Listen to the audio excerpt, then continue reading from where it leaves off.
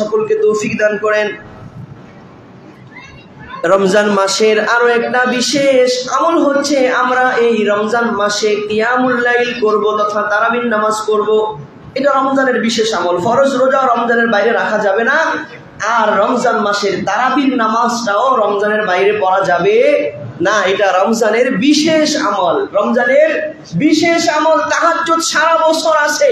আপনি তাহাজ্জুদ 4 রাকাতও পড়তে পারেন, 6 রাকাতও পড়তে পারেন, 8 রাকাতও পড়তে পারেন, 12 রাকাতের কথাও আছে। বিভিন্ন হাদিসে বিভিন্ন রকম আসছে, যেহেতু আল্লাহ রাসূল বিভিন্ন সময় বিভিন্ন রকম করতেন। কথা বুঝতেছেন? কিন্তু তারাবিহের 20 রাকাত নামাজ এটা রমজানের স্পেশাল নামাজ। এই জন্য একই হাদিসে, যেই হাদিস আল্লাহ রাসূল বলছেন যে সওয়াবের আশায় আখিরাতের প্রতি বিশ্বাস রেখে রমজানের রোজা রাখে তার পিছনের গুনাহ মাফ করে দেন, সেই হাদিসে আল্লাহ রাসূল এই কথা বলেছেন, মান কামা রমাদানা ঈমানান ওয়া ইহতিসাবান গুফিরা লাহু মা তাকাদ্দামা মিন যামবি।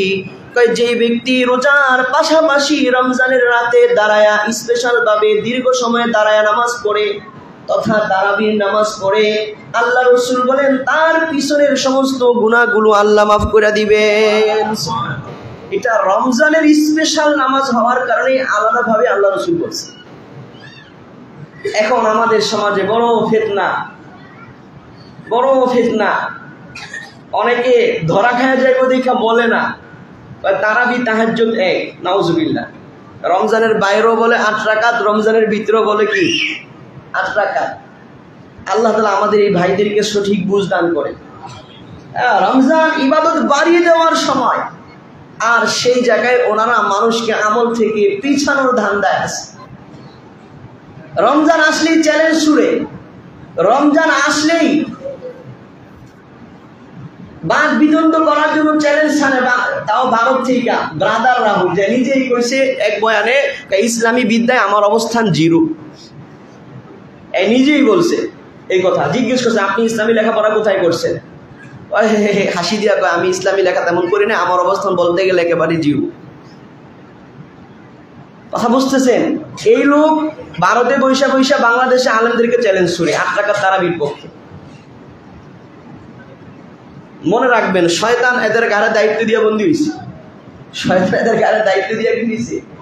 বন্দী হয়েছে। মনে রাখবেন, রমজানের স্পেশাল আমল এটা।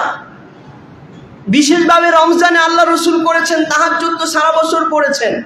তাহাজ্জুদ নামাজের কথা তো কোরআনে আছে, ওমিনাল লাইলি ফাতাহাজ্জাদ বিহি নাফিলাতাল লাক। আল্লাহ কোরআনে আয়াত নাযিল করে আল্লাহ রাসূলকে বলছেন, হে নবী আপনি রাতের কিছু অংশ তাহাজ্জুদ পড়েন, এটা আপনার জন্য নফল হিসেবে, ফরজ হিসেবে না। কিন্তু তারাবির ব্যাপারে আল্লাহ রাসূল নিজে বলেছেন যে আল্লাহ রোজা ফরজ করেছেন, ও সানানতু লাকুম কিয়ামাহু, আর আমি নবী তোমাদের জন্য রমজানে দীর্ঘ সময় দাঁড়ায়া তারাবির সুন্নত দিয়েছি। বলেন সুবহানাল্লাহ। এইজন্য উম্মতের গ্রহণযোগ্য উলামায়ে কেরাম 4 মাযহাবের ইমামদের ফতোয়া হলো তারাবিহের নামাজ 20 রাকাত সুন্নতে মুআক্কাদা। যেই সুন্নতে মুআক্কাদা কোনো বিশেষ ওযর ছাড়া ছাইরা দিলে গুনাহ হবে। কথা বুঝতেছেন? তাইলে তারাবিহের নামাজ রমজানে স্পেশাল ভাবে আল্লাহ রাসূল সুন্নত হিসাবে দিয়েছে। তাহাজ্জুদ তো আল্লাহ তাআলা কোরআনেই আল্লাহ রাসূলকে আদেশ করছে, ওমিনাল লাইলি ফাতাহাজ্জাদ বিহি নাফিলাতাল লাক, ইয়া আইয়ুহাল মুযাম্মিল কুমিল লাইলা ইল্লা কালিলা। হে কম্বল আবৃতওয়ালা নবী আপনি একটু দাঁড়ান, রাতে কিছু সময় নামাজ পড়েন। এই সমস্ত আয়াতের মাধ্যমে আল্লাহ তাআলা তাহাজ্জুদের কথা তো শিখিয়ে দিয়েছে। কিন্তু রমজানের স্পেশাল নামাজ হচ্ছে তারাবি। কাজী তারা তারাবি আর তাহাজ্জুদকে এক বানায়া 8 রাকাতের স্লোগান দেয়, নিঃসন্দেহে তারা ভুলের মধ্যে আছে। জোরে বলেন ঠিক কিনা? এই জন্যই রমজানের বিশেষ আমল হিসেবে আমরা আরো একটা আমল করব, তারাবি 30 রোজা কিংবা 29 রোজা যেটাই হবে পুরা রাখবো। রাজি আছি ইনশাআল্লাহ? ঠিক তদ্রুপ উলামায়ে কেরাম ফতোয়া দিয়েছেন পুরা রমজানে একটা খতম করাও সুন্নতে মুআক্কাদা তারাবিহের নামাজে। কাজে দুইটা ভিন্ন ভিন্ন। অনেকে কয়েকদিনে খতম করে আর তারাবি পড়ে না, কেন এটা করা যাবে না। খতম আলাদা সুন্নত, আর প্রত্যেকটা তারাবি আলাদা আলাদা সুন্নত। পড়ব তো ইনশাআল্লাহ। হাদিস শরীফের মধ্যে এসেছে আল্লাহ রাসূল সাল্লাল্লাহু আলাইহি ওয়াসাল্লাম এই কথা বলেছেন। আল্লাহ রাসূল থেকে আব্দুল্লাহ ইবনে আব্বাস বয়ান করেন, মুসান্নাফ ইবনে আবি শাইবাতে হাদিসটি এসেছে, মুসনাদে আবদ ইবনে হুমাইদের 218 নম্বর হাদিস, মুসান্নাফ ইবনে আবি শাইবার 225 নম্বর হাদিস, মুজামুল কাবিরের 12,102 নম্বর হাদিস, সুনানে বাইহাকির 4,391 নম্বর হাদিসে আব্দুল্লাহ ইবনে আব্বাস থেকে বর্ণিত, তিনি বলেন আন্না রাসূলুল্লাহ সাল্লাল্লাহু আলাইহি ওয়াসাল্লাম কানা ইউসাল্লি ফি রমাদান 20 রাকাতান, আল্লাহর রাসূল রমজানে 20 রাকাত পড়তেন, ওয়াল বিতরা, এবং সাথে আরো বেতের নামাজও পড়তেন। অন্য হাদিস থেকে বোঝা আসে বিতির 3 রাকাত পড়তেন, যেরকম তারিখে জুরজান নামক কিতাবে হাদিস এসেছে হযরত জাবের থেকে বর্ণিত, তিনি বলেন قال خرج النبي صلى الله عليه وسلم ذات ليلة في رمضان, রমজানের এক রাতে আল্লাহ রাসূল বের হয়েছেন, ফাসাল্লান নাস 24 রাকাতান, তখন মানুষকে নিয়ে আল্লাহর রাসূল 24 রাকাত নামাজ পড়েছেন। 4 রাকাত কি এশারের ফরজ জামাতের সাথে পড়াইছেন, আবার 20 রাকাত আলাদা 24 রাকাত, ও আওতারা বিসালাসা, আবার পরে 3 রাকাত আবার বেতেরও পড়ছেন। এইরকমই আমল আমরা করে থাকি, জোরে বলেন ঠিক কি না? এবং সাহাবীদের জামানায় লম্বা করলে আরো লম্বা সময় চলে যাবে, যেহেতু রমজান মাস অনেকের খাবারের চাহিদা নাই, একটু লম্বা হইলে সমস্যা আছে। আল্লাহ তাআলা আমাদেরকে কবুল করেন। তাইলে যদি বিস্তারিত যাই, আল্লাহ রসুল আমরা যেরকম পুরা 30 দিন পড়ি, আল্লাহ রসুল তারাবি এরকম 30 দিন জামাতের সাথে পড়েন। কথা বুঝতেছেন? 3 দিন 4 দিন আল্লাহ রসুল পড়েছে, কিন্তু যখন সাহাবীরা 5 ওয়াক্ত নামাজ, মদিনার আশেপাশে আরো কয়েকটা মসজিদ ছিল, ওই মসজিদে যার যার বাড়ির পাশে পড়তো, ব্যস্ততার কারণে মসজিদে নববীতে আসতে পারতো না। যেহেতু তারাবিহের নামাজটা সারা বছরের তাহাজ্জুদ না, এটা আলাদা নতুন নামাজ। প্রথম দিন যখন আল্লাহ রসুল উপস্থিত সাহাবীদেরকে নিয়ে পড়েছেন, আল্লাহ রসুল বলা ছাড়াই সাহাবীরা নতুন একটা নামাজ আল্লাহ রসুল শুরু করছেন, আশেপাশে সব জায়গায় এটা ছড়াই দিয়েছেন কথা। পরের দিনে দেখা যায় ওই প্রথম দিনের চেয়ে দ্বিগুণ মানুষ, এর পরের দিন দেখা যায় আরো মানুষ, এর পরের দিন দেখা যায় যে মসজিদে পা ফেলানোর জায়গা নাই। সাহাবীরা যে নতুন একটা নামাজ আল্লাহ রসুল পড়ানো শুরু করছেন, এটা আমরা যাই, যেহেতু ইসলাম আস্তে আস্তে 23 বছরে পরিপূর্ণ হয়েছে। তো আল্লাহ রসুল দেখছেন যে আমার সাহাবীরা 5 ওয়াক্ত ফরজ নামাজের জন্য নিজের মহল্লার মসজিদ ছাইরা মসজিদে নববীতে আসে না, কিন্তু তারাবিকে এত গুরুত্ব দিতেছে যে এটার জন্য সবাই এসে ভিড় করছে। তো ওই দিন আল্লাহ রসুল আর নিজের রুম থেকে বের হন না। ফরজ নামাজ পড়ায় যে রুমে ঢুকছেন, সুন্নত করে আবার বের হইবেন, আল্লাহ রসুল বের হইতেছেন না। সাহাবীরও আদব বলা ছিল, আল্লাহ রসুলকে যা ডাক দেওয়ার সাহস ছিল না, কারণ জানে যে এটা করায় আল্লাহ রসুল টাইম মতো করবেন। তো যখন ফজরের সময় হয়ে গেছে, সাহারির সময় হয়ে গেছে, তখন গেছে সাহাবীরা, ইয়া রাসূলুল্লাহ, মানুষ তো ঘুমায় যেতেছে, অপেক্ষায় যে আজকেও সেই নতুন নামাজ কখন পড়বে। আল্লাহ রসুল বলছেন যে আমি তোমাদের থেকে গাফেল না, কিন্তু আমি ভয় পাইছি তোমরা যেই গুরুত্ব দিতে আসো, এরকম গুরুত্ব দেওয়ার কারণে না জানি তারাবি তোমাদের উপর ফরজ হয়ে যায়, আর ফরজ হয়ে গেলে উম্মতের বহু মানুষ ফরজ তরেকের গুনাহগার হয়ে যেতে পারে। এই জন্য আমি এটা যেন ফরজ না হয়, এজন্য আমি আজকে চাই। আমি শুধু হাদিসের বাবার্থ বললাম, যেহেতু হাদিস শব্দ বললে সময় দেরি হয়ে যায়। এরপর থেকে হযরত আবু বকরের জামানাতেও এইভাবেই ছিল যে বাধ্যবাধকতামূলকভাবে জামাতের সাথে পড়া হইতো না, প্রত্যেকে যার যার মতো পড়তো। আল্লাহ রসুল হয়তো নিজের রুমে পড়তেন। হযরত ওমরের শাসন আমলে হযরত ওমর রাদিয়াল্লাহু তাআলা আনহু একদিন বের হইছেন, দেখেন যে ছড়ানো ছিটানো ভাবে প্রত্যেকে যার যার মতো জামাত পড়তেছে, কেউ 4 জন নিয়া, কেউ 3 জন নিয়া, কেউ 5 জন নিয়া, যার যার মতো কিয়ামুল লাইল, রাতের যে বিশেষ নামাজ তারাবি এটা পড়তেছে।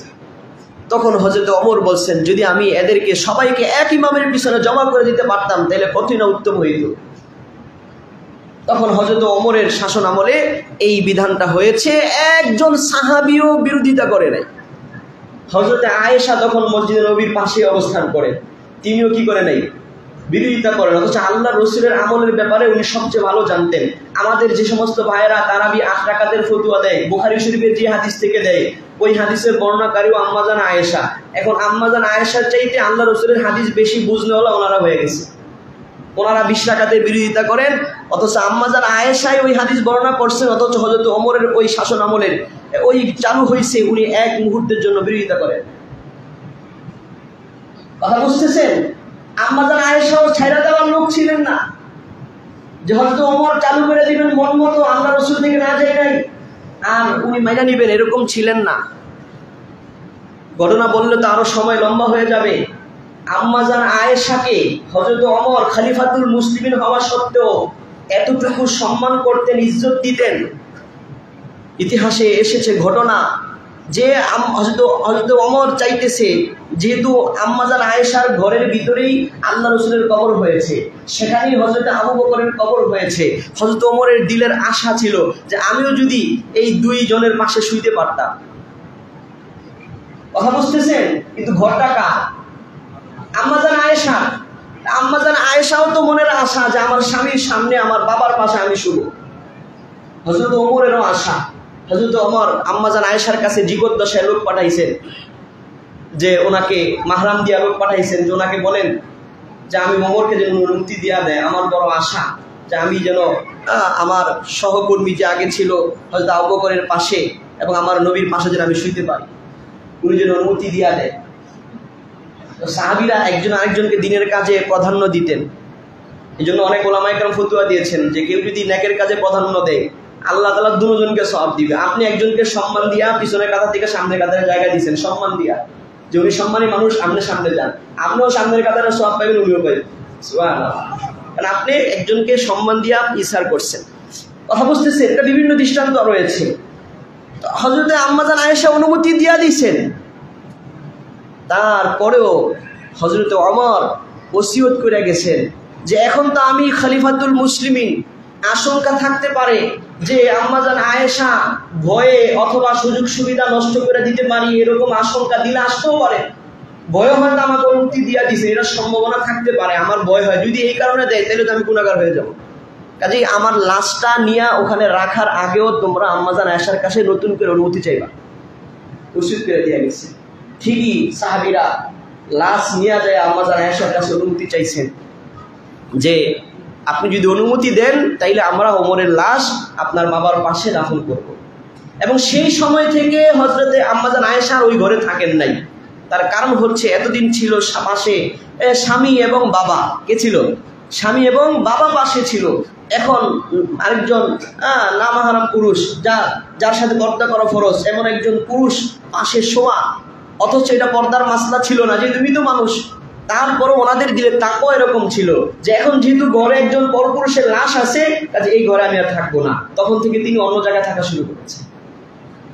তাহলে যেই আম্মাজান আয়েশাকে হযরত ওমর এতটুকু শ্রদ্ধা করতেন, সেই ওমর যখন 20 রাকাত চালু করছে, আম্মাজান আয়েশা কোনো বিরোধিতা করে নাই।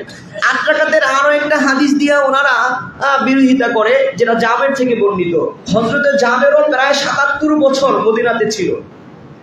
হযরত ওমরের এই 20 রাকাত চালু করার পরও উনিও কোনো দিন বিরোধিতা করে নাই। অথচ সাহাবায়ে কেরাম সব সময় হক কথা বইলা বলতেন। যদি আল্লাহ রসুলের 8 রাকাত বন্ধ কইরা হযরত ওমর 20 রাকাত চালু করতো, তাহলে সাহাবীরা কখনো ঐক্যমত হইতো না। যাই হোক, এই বিষয়ে আলোচনা করলে আলাদা কয়েক জুমা শুধু এই তারাবির বিষয় লাগবে। এজন্য যেন বিভ্রান্ত না হন, এজন্য আমরা বলে দেওয়া যে তারাবি কয় রাকাত করব বলেন? 20 রাকাত করবো তো ইনশাআল্লাহ। এই রমজান